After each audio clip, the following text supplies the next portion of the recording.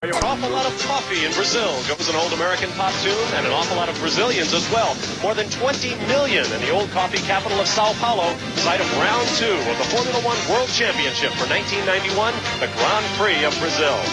Hello again, everyone. I'm Bob Varsha. Welcome to a very windy Circuit Jose Carlos Pache here in Sao Paulo. We're nearing the end of summer south of the equator. It is the rainy season, and the weather might well play a role before this Grand Prix is run. There is very little that has escaped Brazil's native son Ayrton Senna in his 8th year of his Formula One career. He has won 21 of the last 49 races and 2 of the last 3 World Championships. But one thing he has yet to accomplish is to win his home Grand Prix in his hometown, Sao Paulo. With me to describe his latest attempt once again is ESPN Formula One analyst David Hobbs. David, Senna has his best chance yet this year. Well, you're right, Bob. For the 54th time, he snagged pole position, but yesterday afternoon was not without its surprises, because sitting on the pole to 2.5 minutes from the end of the session was Riccardo Patrese in the Williams Renault, much to the disgust of his teammate Nigel Mansell, who had it before that. But Senna did his usual, 3 minutes to go, got the pole position. And it looks like being a good day for Brazil today also. Nelson Piquet back in 7th spot in the Benetton. Right behind him, Mauricio Gugelmin in the Leighton House Ilmore, looking very, very strong. And back in 14th spot is Roberto Marino. Well, it's going to be a tough afternoon in the pits today, and down there is John Bizignano. David, as you can see, we are right down in the McLaren garage where the Honda engineers have all the computers fired up anticipating the start of the Brazilian Grand Prix. They're trying to give their drivers every advantage. Another factor very important here in Brazil is the track itself. It's made up of fast, sweeping left and right-hand corners and 2 straightaways where the cars actually exceed 190 miles an hour.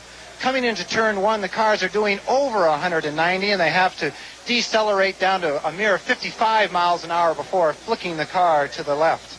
That is some deceleration of over 140 miles an hour. Look for a lot of action in turn 1. To do well in Brazil, the driver must manage the car out on the track, and he must survive a very calculated pit stop. Here in Brazil, there's always a lot of action both out on the circuit and certainly in the pit lane.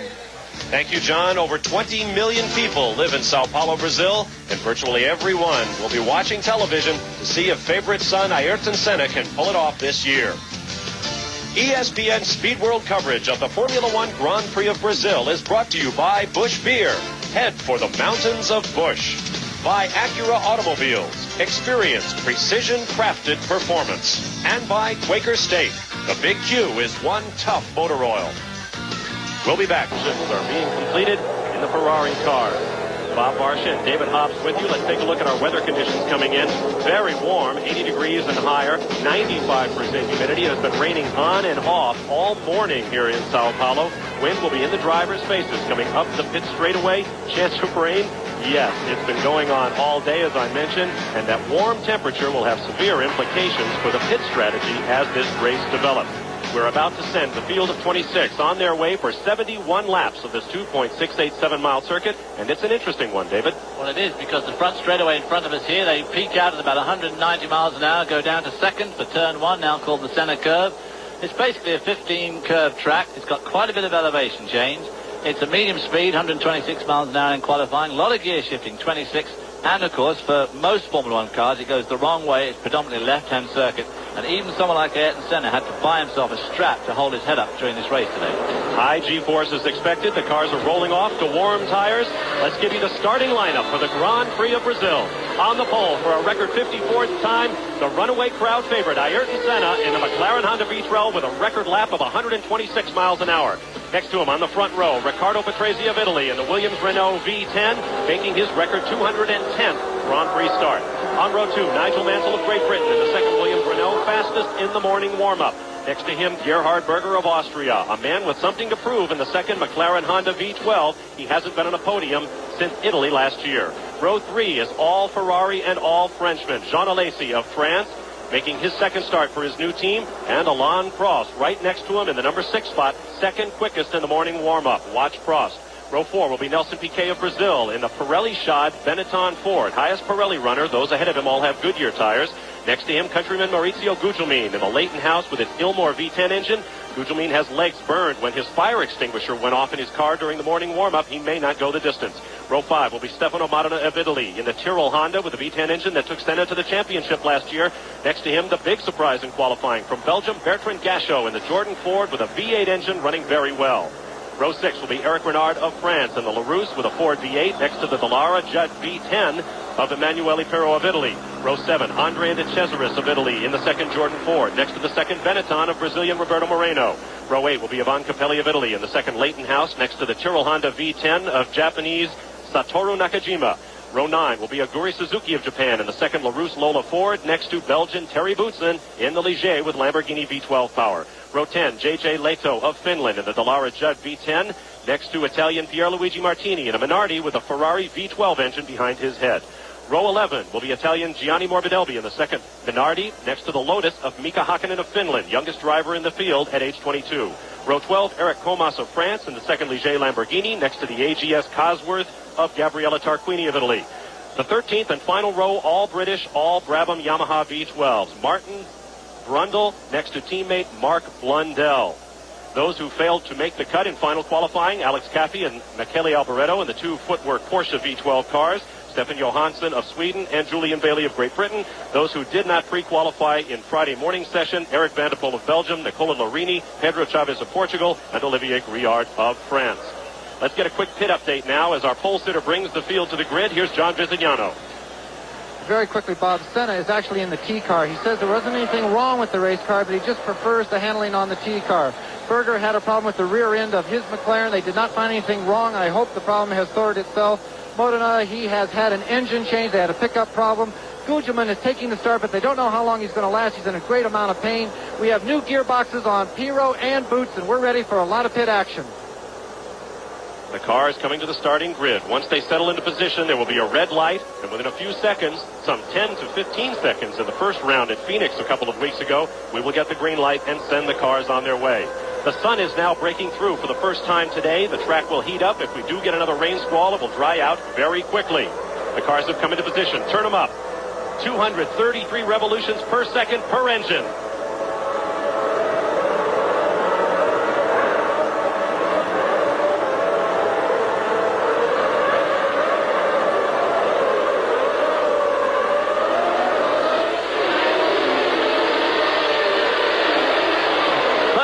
On fire. Gerhard Berger has Berger's car flaming out the back. Right in the middle of your field where you see the puff of smoke there. That's Gerhard Berger in the red and white McLaren through the center curve into the sharp left-hand Curva del Sol, curve of the sun. One of the Dallaras off, looked like Emanuele Pirro. Senna with the lead, followed by the two Williams cars who went away from the line side by side. There are rumors that the two Williams drivers, Mansell and Patrese, are not seeing eye to eye. One of the problems being that Patrese out-qualified Nigel Mansell yesterday afternoon, which I don't think went down very well. Oh, there's poor old Gabriel Tarquini. Oh, the AGS, one of the underfunded teams in Formula One, and that will not do them any good at all. He's up against the wall. Nigel Mansell's convinced he can win this race if it stays dry. He's not looking forward to it raining, but he certainly gave Senna a run for his money yesterday afternoon. This morning he was quickest, as you've already said, and he really wants a dry race because he feels convinced that he can win it. Little over 2.5 miles around. You see one of the Williams cars. I believe that's Mansell. Hard to tell. Both drivers have white helmets. Our pictures coming to us from TV Globo here in Brazil, the host broadcasters for today's event.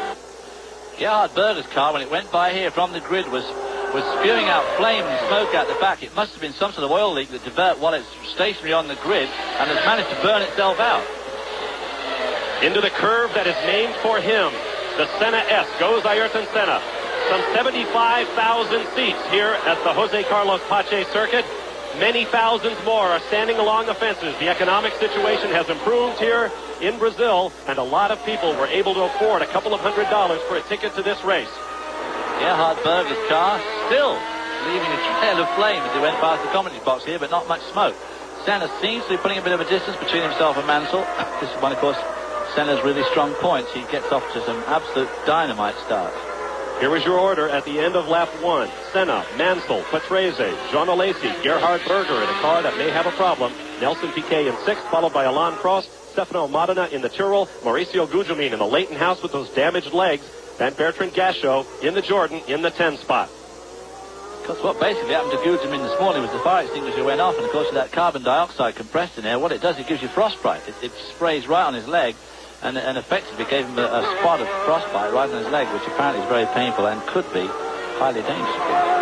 It could be terminal. They're not sure if he'll be able to go the distance. He was able to walk around, but he contacted Formula One's official doctor, Dr. Sid Watkins of Great Britain, and he is in the field. Ayrton Senna flashes across the start-finish line at 187 miles an hour. Very steep first corner here. Television pictures don't make it look quite as steep as it is. They dive down through there. There you see the elevation change in the background. The gap 1.4 seconds from Senna to Mansell, first and second. Still going downhill towards the lakes here. This road now goes between two lakes, the larger and the lesser. And at this point, starting to go uphill again here, just running off the edge of the road there. It gives you an idea of just how wet it is just offline here. None of these guys want to hit this grass, because if they do, they're not going to stop for a long way. And of course, if it rains, rains very heavily here. I mentioned the temperature would be critical. The track is quite warm, so if it does rain, they will go to rain tires, but it will dry off very quickly, so we could see lots of tire changes going on in the pits today. Ayrton Senna turned 31 years of age on Thursday afternoon. There was a big party for him in the pit lane, during which someone walked off with 27 passes for his family and friends, and Ayrton Senna went into a towering rage. Very bumpy there as they come into this last major third gear left-hand corner. They're still going downhill, as you can see, and they start to go uphill as they go around this left-hander right back to the start-finish line. It's uphill all the way. No change in the running order yet. Let's get down to the pit lane and John Bizignano.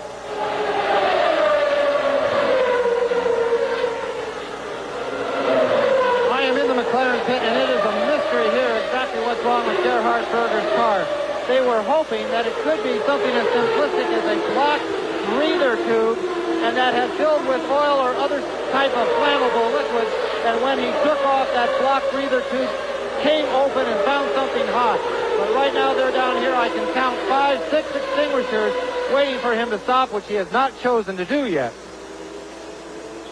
A look into the cockpit of Ayrton Senna, the runaway crowd favorite here. It's hard to overstate the popularity of this man here in Brazil. Bizignano with you. There is the gap from first to second on the racetrack. Ayrton Senna, with his record 54th pole position, led the field away. Nigel Mansell running in second position. Nigel's hanging on to about a 1 1/4 second disadvantage there, but they're both pulling away from Riccardo Patrese, nearly 5 seconds ahead of him.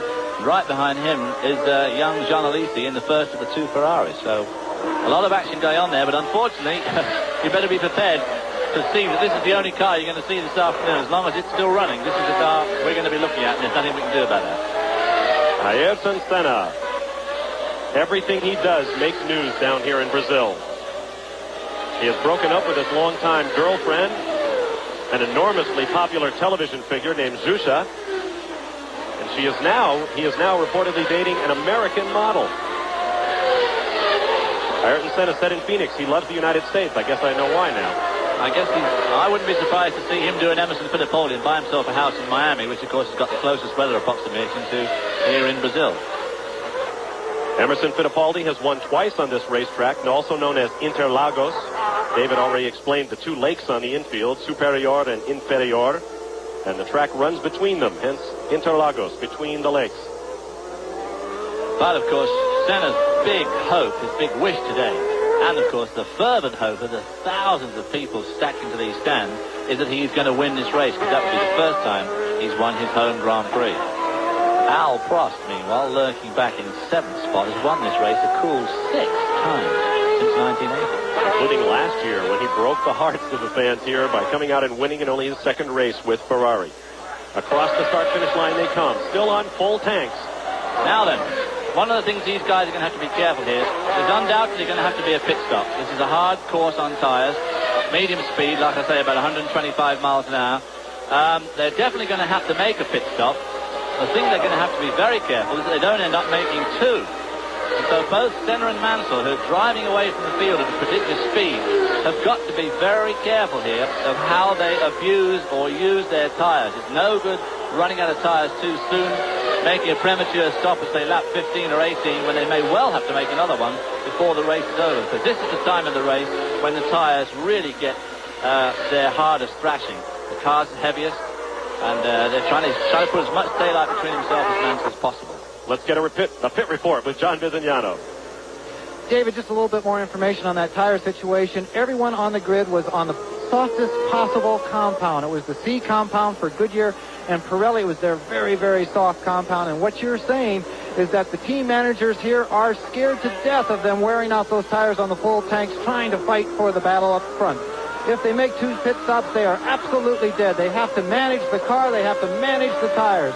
It's the only way to have success here in Brazil. 2 pit stops here, that's going to kill you. And you're on board right now with a man who perhaps guards his equipment better than anybody else in the history of the sport. Alain Prost of France in the Ferrari. Following Nelson Piquet in the Benetton, which of course is the front runner here on Pirelli tires. Pirelli putting a great deal of effort into that Benetton team with Nelson Piquet, and in fact the new car, when it arrives at Imola next month, will be designed largely around the Pirelli tire, or the Pirelli tire will be made to suit that car. There you saw Gerhard Berger showing no ill effects of those flames from the back of his car at the start. Berger running in 5th position. Something must have overflowed while he was giving it 10 pennyworth a stick on the grid. Caught fire, and it's obviously whatever was coming out has finished, run out. 10 pennyworth a stick. You're going to have to speak English here, David. Oh, I'm sorry about that. It is Senna by 2.6 seconds now over Nigel Mansell, who may be playing a waiting game. Behind him, Williams teammate Riccardo Patrese, number 3.5 seconds in arrears. Jean Alesi, 2.6 seconds behind Patrese. Gerhard Berger, just over a second behind Alesi. Then Piquet, Prost, Modena, Gugelmin, and Gasho, the top 10. Bertrand Gasho in 10th, where he qualified, is right behind Mauricio Gugelmin. I mean, absolutely right behind him. So he could have a pass there. That Jordan car has gone exceptionally well. Now you've got another view from the inside of Alain Prost cars. He catches up with Nelson Piquet on the entry to this last third gear left-hander. Accelerating now, as you can see, up to the start-finish line. They peak out at about 185 as they cross the line, but there's another 200 or 300 yards to go. They get nearly 190 right at the end of the straight. There they go across the line. There. There is a dummy grid. There are 2 sets of starting positions out here on the racetrack, so it does get a little bit confusing. Prost made a lot of ground on that lap. Closing right in. There is Nelson Piquet, one of 4 Brazilians in this field. Ironically, Piquet doesn't seem to share the same public support and popularity that Ayrton Senna does.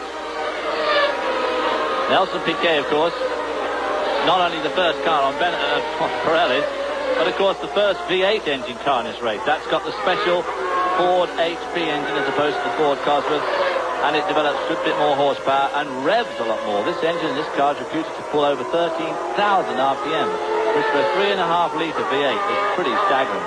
Something over 100 spark plug firings per second in that car. These machines are absolutely unbelievable. His 8-year Formula One career. We'd like to tell you about our first NASCAR Winston Cup race coming your way on ESPN from the Lady in Black, Darlington, South Carolina, April 7th, Sunday, live at 1 p.m. Eastern Time, the NASCAR Trans-South 500. First event on the Winston Cup schedule here on ESPN. We'll hope you join us. April 7th, Sunday, 1 p.m. Eastern Time, live. Here in Brazil, we have 9 laps complete, working lap 10 of 71. We talked about Mauricio Gugelmin early on with his burned legs, whether he'd get very far into the race. We've had pit action down at Leighton House. Here's John Bizignano. Bob, unfortunately, Mauricio Gugelmin only took the green light and did a few laps. He was actually lifted out of the car ever so gently by his crew and has walked on his legs, limping very much on the right leg to the back of the garage. His Grand Prix of Brazil is definitely over. All right, thank you, John. We apologize. We don't have a camera in the pits. We didn't have the wherewithal to provide that camera here in Brazil, where things do get a little bit hectic around Formula One time. But we'll bring you all the information we can. As you watch, Jean Alesi of France, now in 4th position, 3.1 seconds out of 3rd place, and Riccardo Patrese. And of course, just behind him was Gerhard Berger, teammate of this man, Ayrton Senna, who we see leading the race still by about 2.25 seconds, 2.5 seconds over Nigel Mansell. But I'm sure that these two are playing a cat and mouse game with each other now on this absolutely critical position of tyre wear. Of course, all that may just go a little bit by the board if it rains. because then they'd have to change tyres. Anyway, go on to wets. And as you've already said, the track temperature here is pretty warm, which of course exacerbates the tyre wear as we see the cars at the moment. And when it rains, they'll almost certainly have to change to wets because it rains so hard here, but it also dries out very, very quickly.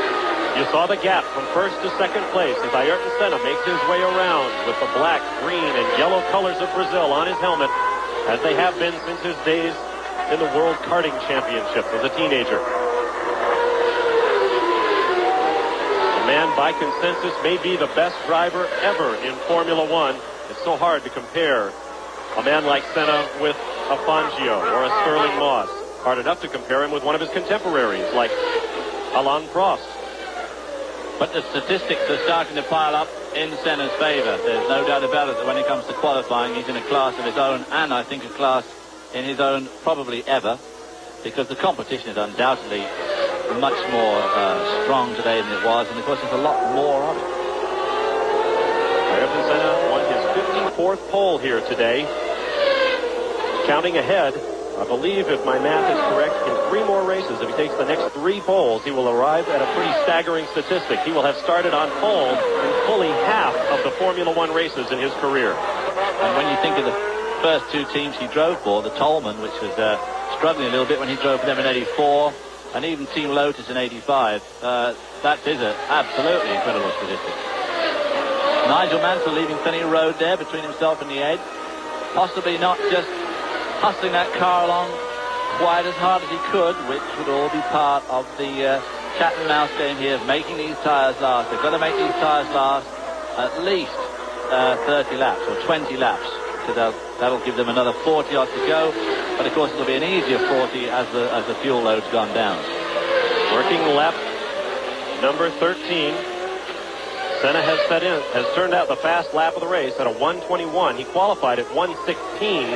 That gives you some idea of how much speed they give up when they go from a qualifying setting to a race setting in these cars. Mind you, that lap record will come down, I would think, to about a 1:19 as this race progresses and the cars get lighter. Now there you see, that's Roberto Marino in the second car there, following right behind. That must be Andrea de Cesaris in one of the Eddie Jordan 7-Up cars. On the right is de Cesaris. On the left, Moreno. Moreno closing rapidly. He's looking for a way around. And as we all know, Andrea de Cesaris is not the easiest man in the world to pass. But Roberto Moreno, of course, will want to do very well here, being another Brazilian. Now, come on, David. I get a lot of letters from fans saying, lay off Andrea de Cesaris. Other guys crash too, you know. They do? There is your leader, Ayrton Senna, rumored to make between 12 and 13 million US dollars a year as a Formula One driver. I wish you'd stop mentioning those incredible amounts of dough. You'll be making Mario quite upset back at home. I think he's just about to go into traffic. That, of course, is Martin Brundle. Oh, Satoru Nakajima is off in one of the Tyrrells. Another fairly familiar pose. Poor old Satoru well and truly off there. It was Nakajima a year ago who had a collision with leader Ayrton Senna that knocked Senna out of a chance to win his Formula One race. To the right of your screen, one of the Brabhams. I think that's Martin Brundle, who's running actually dead last at the moment. They're not having a happy time here again. Can't wait till they get to Imola and they have their new chassis to go with their V12 Yamaha engine. I saw a yellow helmet. I thought it was Carlos Pache in Sao Paulo, Brazil. You're watching the Grand Prix of Brazil. The late Carlos Pache won his one and only Formula One victory here in 1975 before he tragically was killed in a plane crash here in Brazil in 77. There's old Jerry Berger, who is running some long way behind his teammate Ayrton Senna, 22 seconds behind in fact. Running just in front of Nelson Piquet, who of course has Alain Prost behind him. Just ahead of him, to the right of your screen, see the red Ferrari of Jean Alesi in his second start for Ferrari. Running in a pretty strong fourth, but it's pretty staggering the amount of time that Senna and Mansell have put between themselves and the rest of the field. Mansell being nearly 10 seconds ahead of his teammate Riccardo Patrese, who in turn is 5 seconds in front of the battling duo of Piquet and Prost. Shot from high overhead as their leader laps a slower car. Yes, is that Brundle? No. Oh, that's Blundell. You were right. First he lapped Martin Brundle. Now he's lapping Mark Blundell, who is his teammate. And if you're a Japanese broadcaster, the two are basically the same name. Especially they all got Japanese sponsors because they're going to get a lot of airtime in Japan. That's right. Not getting much today, though, unfortunately. This man here, Ayrton Senna, until he drops out of this race or wins it, is going to get 100% of our airtime this afternoon. Nigel Mansell only just behind him. As you can see, that little bit of traffic there has closed the gap up. That 1.9 seconds on the graphic, very deceiving. As you can see, he's just a few car lengths behind now. Nigel Mansell may be closing in to try a move for the lead on Ayrton Senna. Nigel Mansell very confident before this race started that he was certainly capable of winning it. There's no doubt about it that the Williams Renault, the Renault engine, a V10 as opposed to the Honda V12, certainly seems to be giving sufficient horsepower. Nobody, of course, tells you just how much horsepower these engines do or do not give. But whatever it is, it's obviously giving enough. And the car seems to be good. This is a brand new car. First appeared at Phoenix. Both these cars are brand new, of course. But still in all, the Williams put up a very good show yesterday afternoon, and Nigel went into this race with great confidence.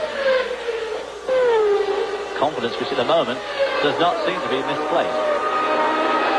There's Nigel closing in. We talked about horsepower. Everyone roughly agrees the top engines are producing in the area of 750. So if you divide by 12 cylinders, you're getting 62 horsepower, give or take. If you divide by 10 cylinders, it's 75 horsepower per cylinder. And you're talking about a mechanical volume that's less than what you could stuff in a soft drink can. These are truly incredible machines. Traffic there played initially into Senna's hands. You see the Ferrari pits there, the yellow shirts of the Ferrari team. They may be ready for a pit stop. Beyond them, you see the McLaren team. They look like they might be ready as well. 15 laps are complete. Tires may be going away. As John Bizignano mentioned earlier, they started on the softest possible compound. And the cars may not be set up for these conditions. I mean, everybody thought there was a chance of rain. They may be running softer suspensions.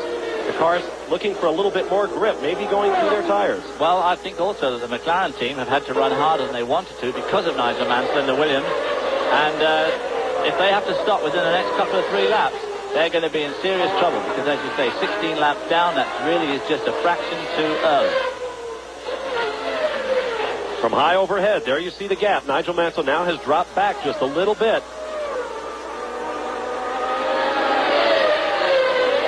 But not much. I mean, he is certainly well within striking distance. All it needs is Senna to get caught up in just a bit of bad traffic, and Nigel will be all over him like a real cheap suit.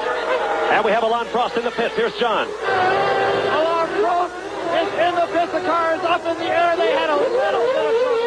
Just a tad of trouble with the right rear.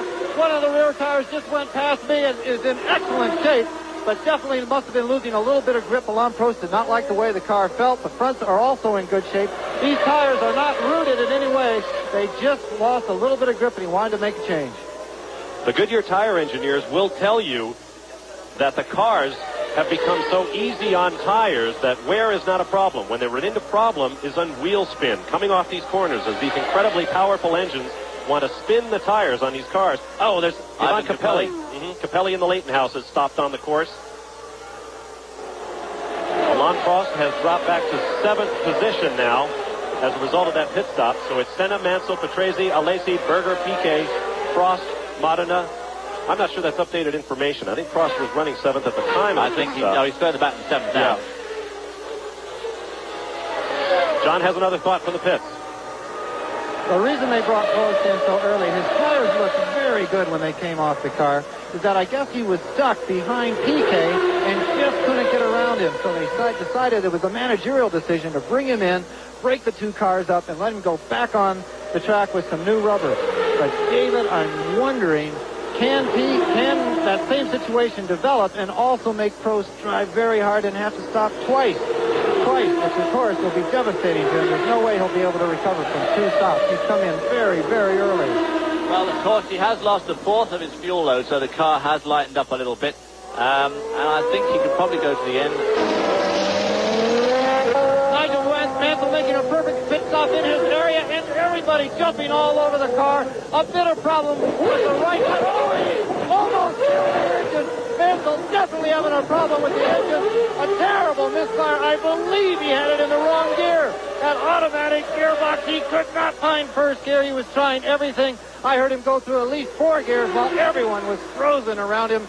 He's back out on the track now. Good luck, Nigel. Well, that was a 14-second pit stop. Now, really, all Senna has to do is make a perfect pit stop. It's all that rubbish on the track. It's coming from I think it's coming from the crowd side. I think it is. I think the crowd is throwing something out on the racetrack. If Senna makes a good pit stop, that should give him about a 7-second advantage. He should be able to make a pit stop himself in about 7.5 to 8 seconds. But just the lap before we went away there, and before Nigel came in, I had seen him lock his brakes up going into turn 1, which is an indication that either the front tyres are going off, or that he in fact did flat spot it and had to make it. There you see Jean Alesi in the Ferrari,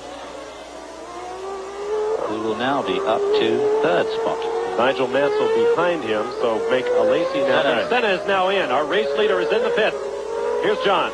Yes, we are at the McLaren pit. Ayrton Senna, the leader of this Brazilian Grand Prix, coming in very quickly, stopping at the very first pit.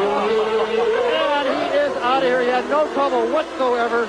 The perfect McLaren boys are all set, and I think the Ferrari lads are also set. We'll bring you that report as soon as it's very chaotic down here, Ken.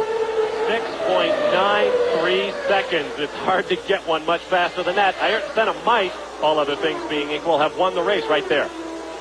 Or had it won for him by his McLaren crew. One of the things that happened to Nigel, of course, was while he was struggling to get that gear in the pits, John said the engine was misfiring. I think what it was up against the rev limiter. And when you've got no drive going through the car, to run the engines that fast when they're in neutral, of course, that in itself doesn't do the engine a great deal of good. But, you know, when you're stuck there trying to find a gear, I know the feeling extremely well. John has a comment. You're exactly right, David. He was trying to find those gears. He was flipping it very high every single time he tried to select another gear. And, of course, he dropped the clutch a couple times and almost killed the engine. His feet were moving faster than they had ever had down in that footbox. But he saved the engine. He kept it running. Everyone is set up down here for pit stops. Keep in mind that Renault engine, alone among Formula One power plants, has a pneumatic, a compressed air valve system. Very good point. No, that saves the trouble of bouncing valves around, and it does certainly help on an over-revving situation. There's no doubt about it. Takes a lot of the moving parts. None of the overhead cams, gear-driven usually, or chain-driven off the crankshaft. Uses compressed air. Truly a miraculous system. There's one of the LaRousse cars. I believe that was Eric Bernard. Eric Bernard, of course, going past Thierry Boutsen. And now there, if you want some bad blood and bad feeling, not between those two drivers, but between those two teams. Ligier definitely want to be the #1 team in France. And unfortunately for them, the LaRousse team clearly is. And it's just one of those things they're finding very hard to put up with. There you see the gap from 1st to 2nd place. Ooh. Ricardo Patrese has pulled up, but he has not stopped yet. Now, the thing is, Senna will no doubt make ground very fast here because he's got new tyres and because of you can see how quick Nigel Mansell carved his way through the field after that somewhat disastrous pit stop for him. There are the top 6. Senna, Patrese, Mansell, 8 seconds back. Alesi, Berger, and Piquet. Patrese, Alesi have not stopped. Neither has Gerhard Berger. Behind them, Nelson Piquet is in 6th, followed by Alain Prost up to 7th. Roberto Moreno is 8th, and Bertrand Gachot running in 9th position in that V8-powered car. An amazing display of both driving, team managership, teamwork was at Senna, and only 25-odd laps into the race, being able to make a pit stop and having pulled out enough that he could maintain the lead. You're on board with Senna now, going underneath. I guess that's Boutsen. Now flying across the start-finish line, down into the curve that is named for him. This is Senna's S-curve. Oh, I thought we'd stay on board with him. Now into the long left-hand Curva do Sol, Sun Curve. This is Ricardo Patrese in the number 6 Williams car in the pits. Here's John. Ricardo Patrese is 1 in the pits, but we also have Don Alesi in the Ferrari right in front of me. Alesi, the car's up in the air. They're doing an excellent job. All the mechanics up. That gearbox has no problem whatsoever. And the winner is Gerhard Berger is my worst nightmare. Gerhard Berger. All 3 cars, there's black rubber everywhere, but every mechanic and journalist survived. We had Berger, Patrese, and of course, everyone got out of the pits alive this time. Well, I just hope that all the mechanics and journalists in the pits are keeping their eyes peeled, because by the time those cars reach the end of pit lane from their pits here, they're reaching about 140 miles an hour. And it was just a year ago that the Williams car of Terry Boutsen lost brakes, and he knocked one of his mechanics for a loop. Scary moment of the pits, but everything seems to be okay right now. And this will... I mean, the car is so important, and the aerodynamic is very, very critical. 1 millimeter of difference at the front is making a big change in performance. It's very important. It can lose you, tenths going up to a second a lap easily on aerodynamics. All the new models are much quicker than us because there is a better shape, better efficiency between downforce and top speed. This is very important for the future, but this is the problem for the little team because we don't have a big engineering to study in the gallery in this system, and for this reason I think there is a lot of difference between the car. Formula One is all nearly aerodynamics. It's, I would say, most of the downforce, most of the grip is through downforce. You can see that in slow corners, maybe like Phoenix, we're not so fast, and it's only when there is fast corners that we can go quicker. Once again this year we'll give you the opportunity to ask a question in the Formula One driving fraternity. Just address your question to Ask the Driver, Post Office Box 309, Crestwood, Kentucky 40014. With 36 laps complete, we have just passed halfway in the Formula One Grand Prix of Brazil. We've abbreviated our coverage just a little bit for time purposes, but we're showing you all the action. You're not missing anything on the racetrack or in the pits. Your leader is Ayrton Senna by 5.7 seconds over Nigel Mansell. Third is Ricardo Patrese, Mansell's teammate. Fourth, Nelson Piquet. Fifth, Alain Prost. Gerhard Berger is sixth, followed by Jean Alesi, Roberto Moreno, Bertrand Gachot, and Pierluigi Martini. 8 cars. Roberto Moreno, the last car on the lead lap. In the next 10, Gianni Morbidelli is 11th, followed by Eric Comas, Terry Boutsen, Mika Hakkinen, and then 2 laps down, Martin Brundle and Emanuele Pirot. And there you see Gerhard Berger coming out onto the front straight, and not so very far behind him is Jean Alesi in the Ferrari. And the Ferrari is in the pits. Let's get down to John Bizignano. Alain Prost in for his second time. This is the worst thing that could happen to him in Brazil. He stopped very early on in the race, even with the lighter fuel. The tires just could not go that distance with that much fuel being driven that hard. Alain Prost, a very quick stop by Ferrari, but it was stop number 2, and here, that's devastating. Under 6 seconds. I can't believe that pit stop. Well, if you look at the left front tire of Ayrton Senna's car as he comes into the turn 1 here, it's definitely got a very large black line around the outside of the left front tire there. But it could be because he's just gone through a long left-hand complex, and that being the unloaded tire, maybe just feathering across the road and just scuffing it up. Obviously, he's got his finger on the pulse. Doesn't look so bad there after he's gone through that right-hander. It's the driver's left, our right. We're looking for a little black streak. It goes right out by the shoulder, and you're right. You can see it on the front straightaway, David, but it's not so clear now. It could be that those double or triple left-handers, the tire just feathers a bit as it's unloaded and sort of drags across the road.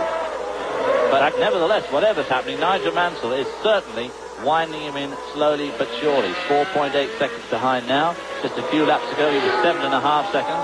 And that, of course, is after that horrendous pit stop that Nigel had. At this point, it is all Ayrton Senna and Nigel Mansell. Ricardo Patrese in third, some 34 seconds back. Nelson Piquet another 6 seconds in the rear. And then Gerhard Berger 5 seconds further back than that. The gap now 4.3 seconds. Mansell has cut a half a second off in less than a lap. Let's get down to John Bizignano.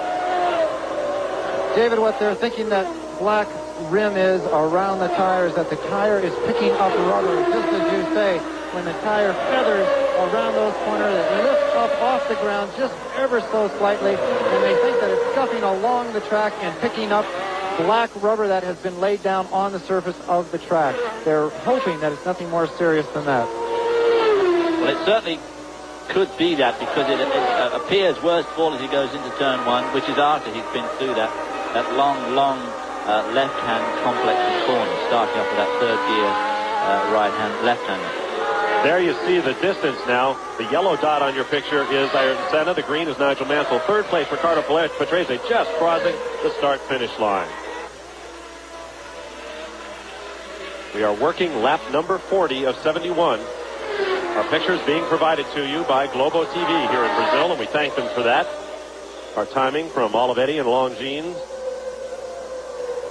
And it is a miraculous system that gives us lap-by-lap times and keeps track of the grid throughout the race. We still have 8 cars on the lead lap. Roberto Moreno is the tail ender. There's Mika Hakkinen at 22, the youngest driver in Formula One, about to be overtaken by our race leader.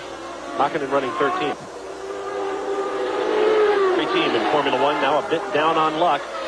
It is Senna, Mansell, Patrese, Piquet, Berger, Alesi in the points-paying position. This man in first stands to pick up 10 points this year. In previous years it was 9 points for a victory. It is 10 this year. 6 for second, 4 for third, 2 for fourth, 3 for fourth, 2 for fifth, and 1 for sixth. Now there's Roberto Moreno, I believe. Oh, that's Piquet. That's Nelson Piquet, I believe. And there is Gerhard Berger in the second McLaren. Piquet runs in fourth, Berger fifth. Nigel Mansell has closed up on Senna to 3.2 seconds, so we may yet see a battle for the lead here as Mansell tries to overcome a terrible pit stop. Took him some 14 seconds to get back on his wheels again after trouble with his transmission in the pits, while Senna got through in under 7 seconds.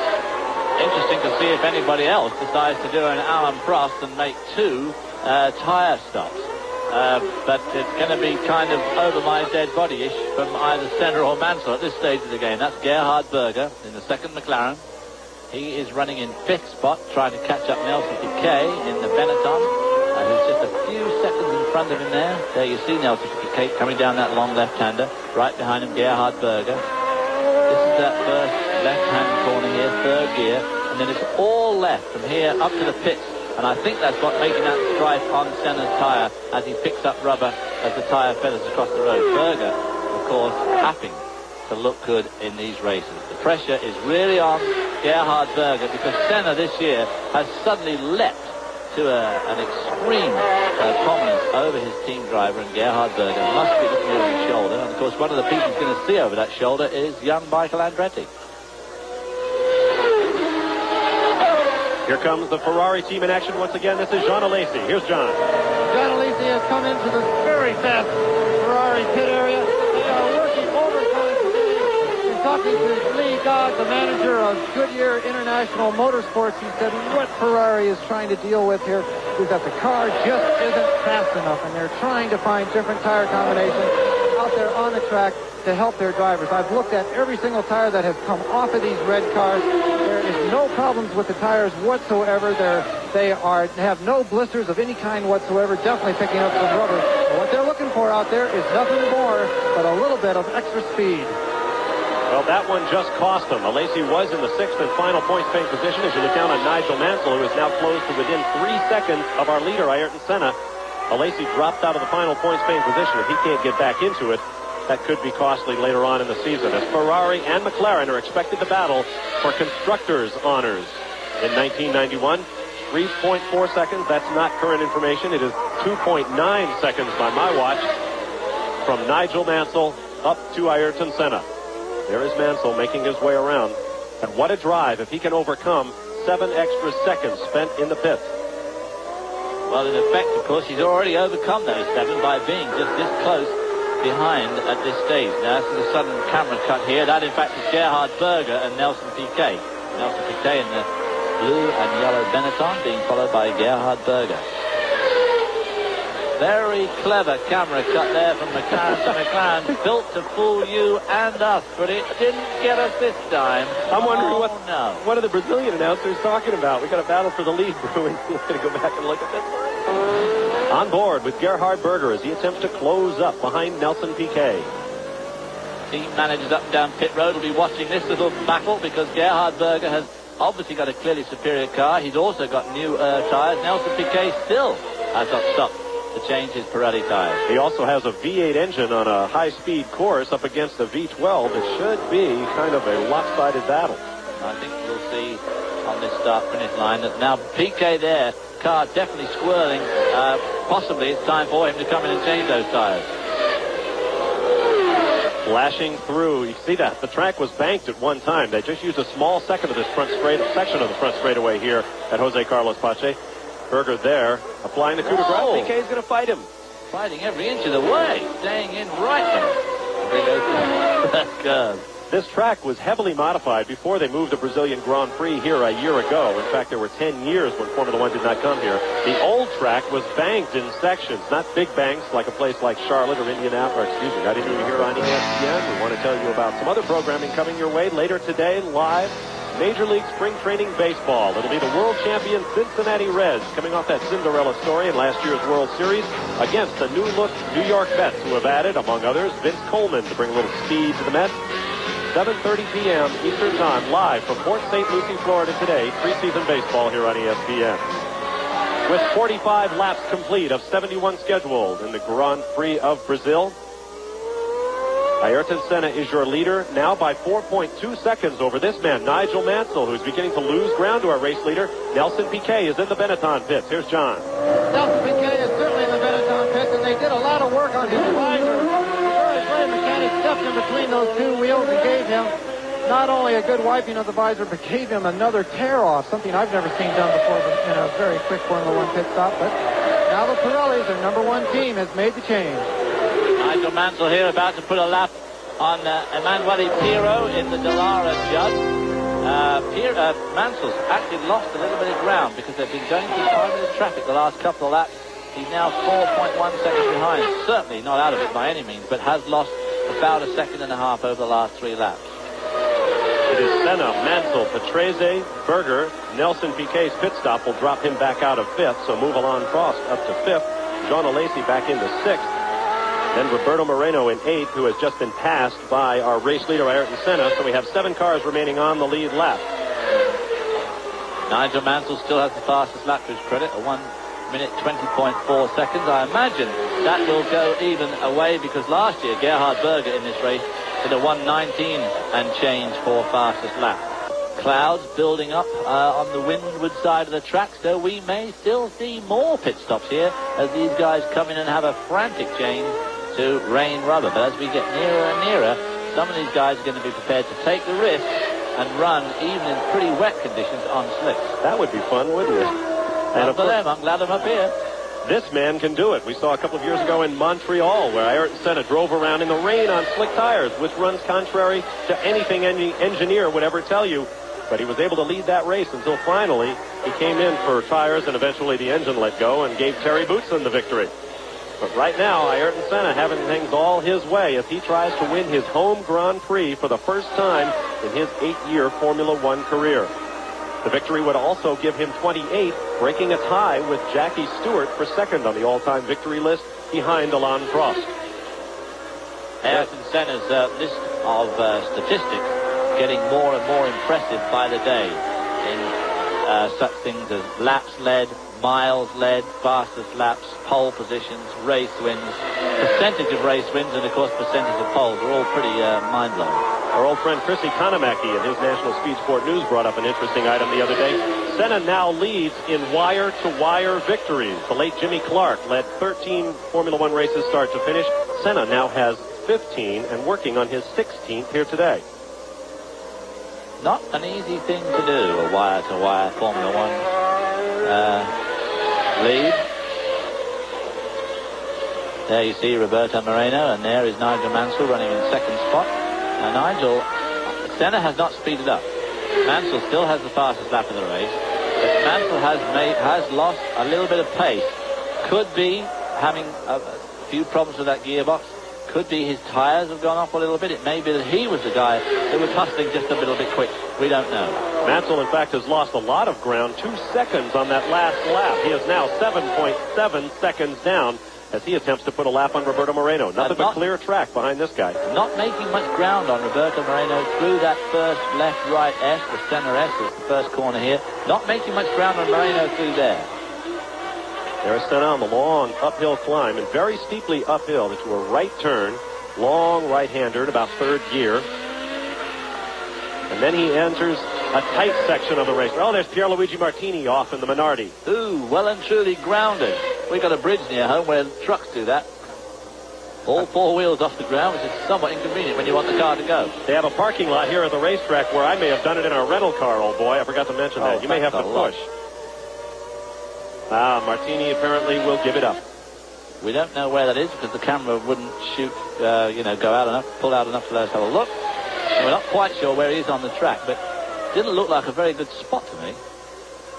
There is Senna. These high shots give you some idea of the speed as he flashes past the grandstand, absolutely packed with his countrymen. That was a part of the track that was banked. You can see it in the background there briefly. As I mentioned earlier, parts of this track were long, sweeping, banked corners before they tightened up the racetrack to slow the cars. This place must have been an absolute monster a dozen years ago when they raced here in Formula One. There is a word for it, but we won't be mentioning that this afternoon. And that looks like Mansell. And he goes past the pits. Let's get to John. Mansell came in very quickly. He somewhat surprised his crew. They were taking off the tire blankets as he arrived in the stopping area.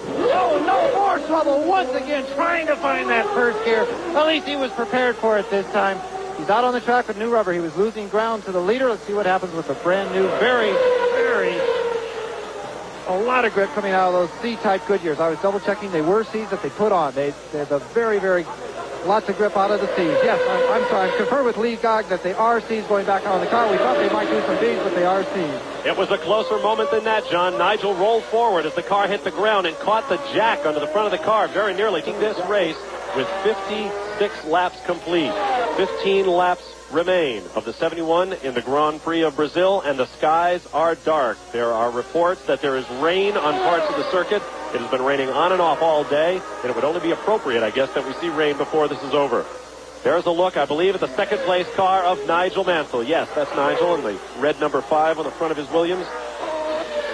He is running 23 seconds behind. He is cutting enormous chunks out of Ayrton Senna's lead that was 35 seconds at one point. Well, now, Senna is going to have to make a decision here. If you can see the vortex is coming off the wing on the Williams there. The air is so humid here, it just squeezes the moisture out of the air as it gets compressed over that wing.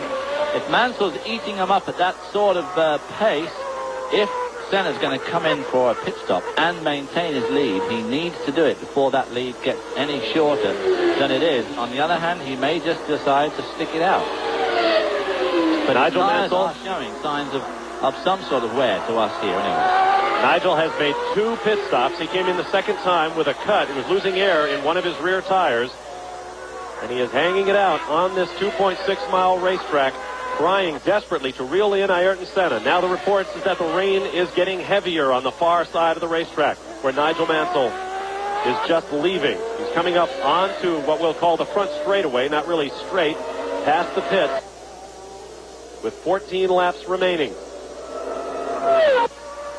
14 laps remaining, and he is, 21 seconds down. 2 more seconds in that one lap. So, of course, Senna could be deciding to stay out and wait for a tyre change. If it really is going to rain, if they all think it really is going to rain, they're going to have to come in and change the wet tyres anyway. He may just put it off till then.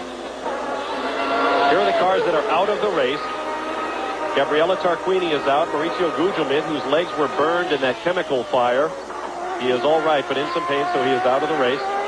Satoru Nakajima is also out for Tyrrell, along with his teammate Stefano Modena. Ivan Capelli in the second. Leighton House is out. Eric Bernard, Andrea De Cesaris, J.J. Leto, Mark Blundell, Aguri Suzuki, Pierluigi Martini, and Eric Comas. I had said earlier that Martin Brundle was out in one of the Brabham Yamahas. That's not the case. He is still out there running around, but several laps down. Big surge in front of the crowd, in front of us rather. Everybody's suddenly throwing overcoats on, umbrellas are going up. It can't see the rain too much out of the booth window, but it obviously must be rain enough for these people to do that. Now that's the thing that the drivers will see, of course. They'll see the umbrellas going up from the cars.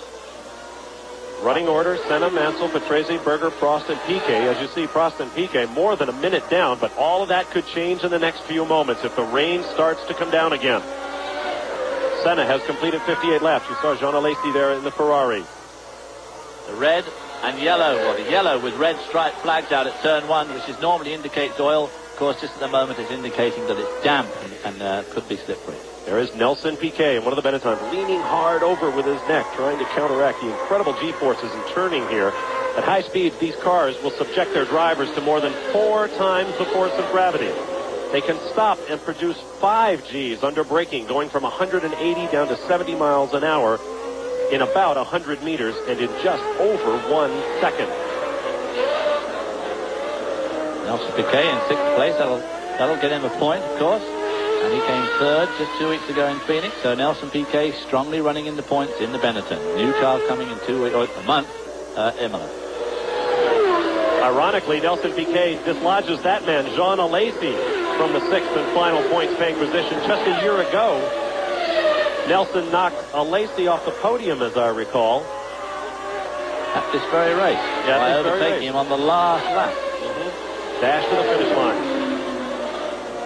Senna, Mansell, now just 20 seconds down, still closing in. Patrese, 39 seconds back, so everybody is gaining ground on Senna. But Senna, of course, is an absolute master at this, judging these races down to the last minute. As he said, I don't care whether I win by 0.4 of a second or 400 seconds, as long as I win. And he's probably got this worked out to a T. He's got 13 laps to go, and he's got a 20-second lead, so he can afford to lose over a second a lap. Whoa, Nigel is spun. That's Mansell kicking his car back around. Well, that just shows how slippery it is out there. You can't see it very well. It's not showing very well. He broke it. I think he broke the gearbox with that spin. Could be. He saw all the smoke off the tires as he boiled the hides in 1st or 2nd gear, and I think he has broken the Williams. Oh, what a disappointment. Right here. Trying to get turned around again. Whew. That's really giving it some stick, that is. Perhaps a little anger in the driving of Nigel Mansell as he's every lap. Ayrton Senna is your leader by 40 seconds now over Ricardo Patrese. Nigel Mansell has suffered a mechanical problem and is out of the race. Gerhard Berger runs 3rd for the McLaren team, followed by Alain Prost in his Ferrari, Nelson Piquet in the Benetton, and Jean Alesi in the 6th and final points-paying position in the Ferrari.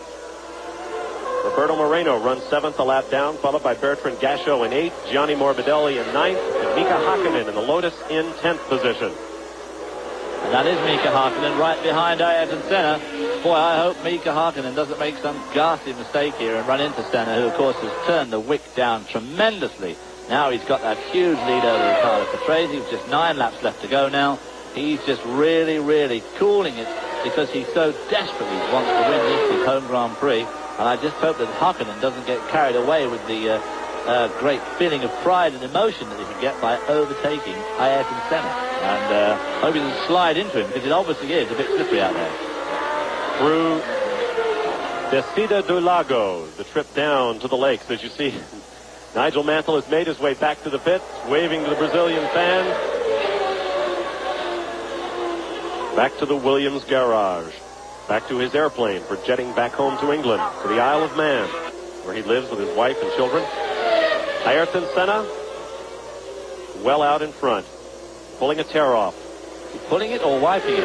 Could be just wiping his visor. He may not have any more tear off. You may be right, David. But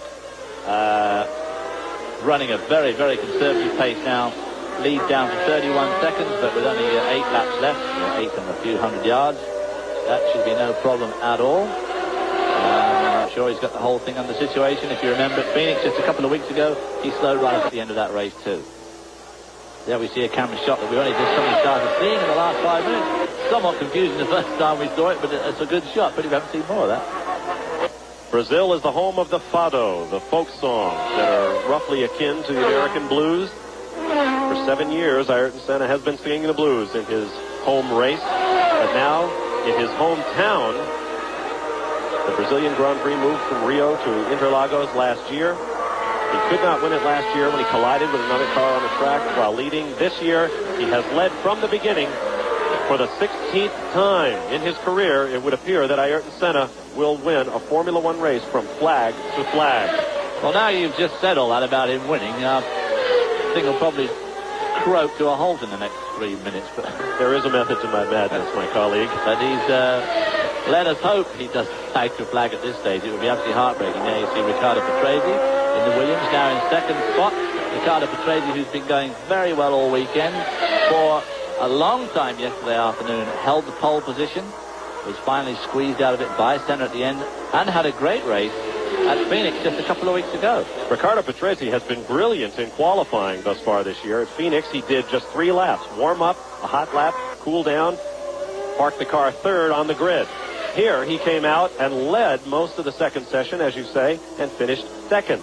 So a 4th career Formula One pole may be somewhere in Riccardo Patrese's future. He just gets better and better after 210 Formula One starts. Well, at least he's had plenty of practice. Roberto Marino lighting up the front tires on his car. A couple of the McLaren crew just about to congratulate each other. I'm not the only guy who thinks that Senna has this thing wrapped up. Davey, the one that was smiling so broadly there, used to work on the BMW McLaren 320 that I raced back at the end of the 70s.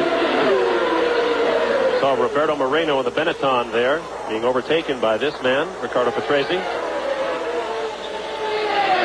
Gerhard Berger has somewhat salved his position. He looks like he's set for a third position, third place, but he is 37 seconds behind his teammate Ayrton Senna.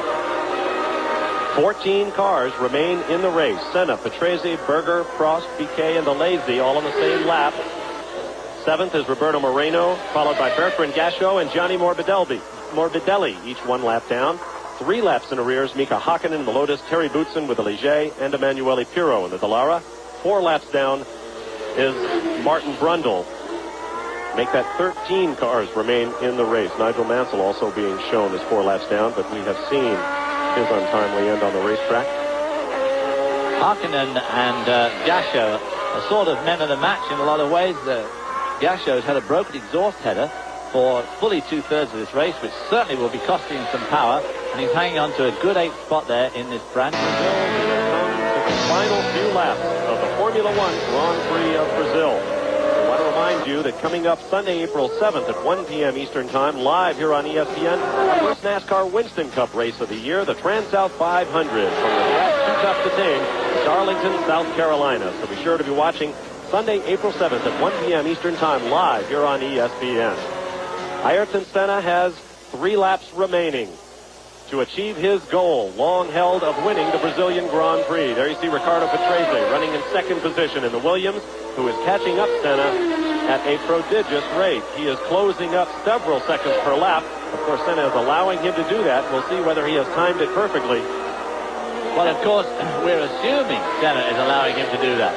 I can't imagine that he has got a problem, but if he has, Patrese is whistling. That's Hakkinen. He went by, and Hakkinen is just a few yards behind Senna. Fast lap in the race belonged to Nigel Mansell, who is now out of it. Way back on lap 35, near halfway. Senna to Patrese, now 5.4 seconds. And once again, to the east and south, where the weather comes from in this part of the southern hemisphere, it is raining hard. We may get more rain before this is over.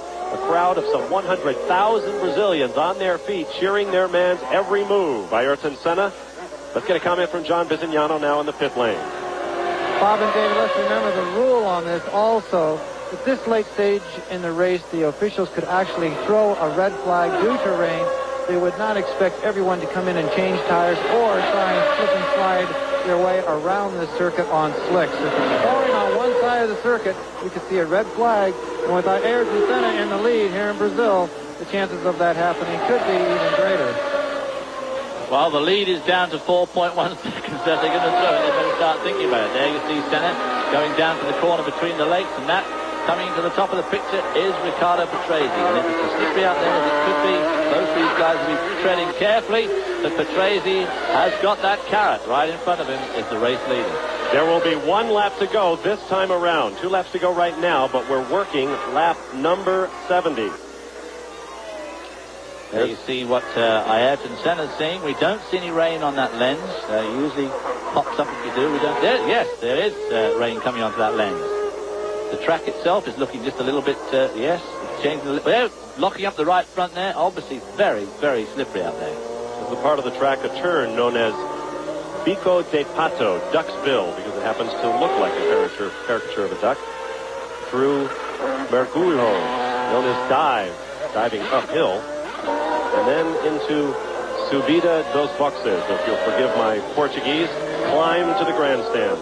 Well, if you wanted to put your money on anybody when it gets slippery, you've got to be the guy to put the money on. But being hounded hard by Riccardo Patrese.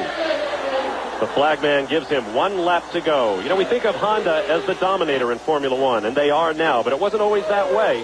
Recall that Honda began in Formula One in the 1960s, driven by a couple of Americans, Ronnie Bucknam and Richie Ginther. Senna waving to his crowd. Hey, don't do that yet. You're not there yet, lad. Yeah. All that rain on that visor.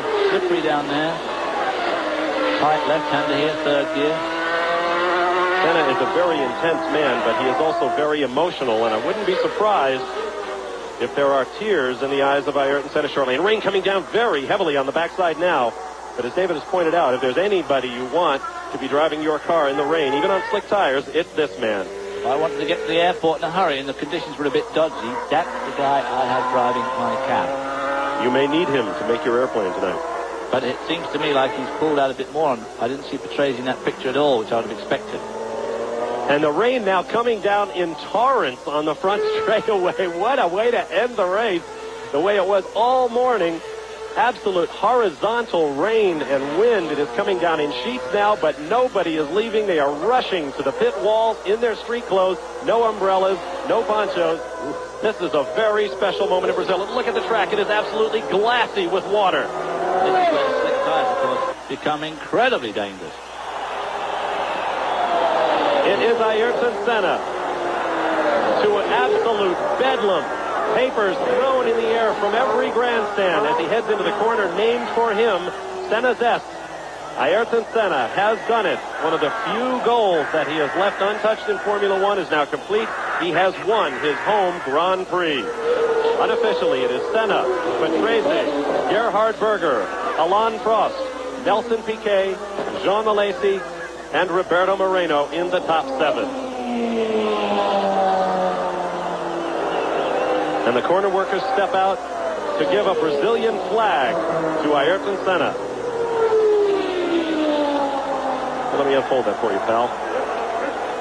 That's okay. I'm not taking any victory laps. I'm stopping it right here. There are rooster tails coming up as cars drive slowly up the front straightaway.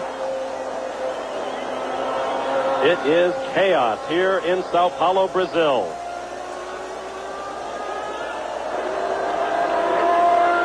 Oh, I wonder why Senna has decided not to do this victory lap. I wonder if it's something really was wrong with the car. As you can see, the crowd there couldn't care less about the rain, was excited, possibly almost as Senna himself. That will even the flag markers dancing and embracing each other. Nothing perhaps other than soccer inflames the passions of the Brazilians like Formula One. They have had an incredibly successful lineage of great drivers, including Emerson Fittipaldi, a world champion, including Nelson Piquet, a 3-time Mobil 1 synthetic motor oil. Is it your car worth the extra protection? Buy Squirt and Diet Squirt. Give your thirst a squirt. And by Budweiser, the king of beers, with that clean, crisp, cold taste, nothing beats the buzz.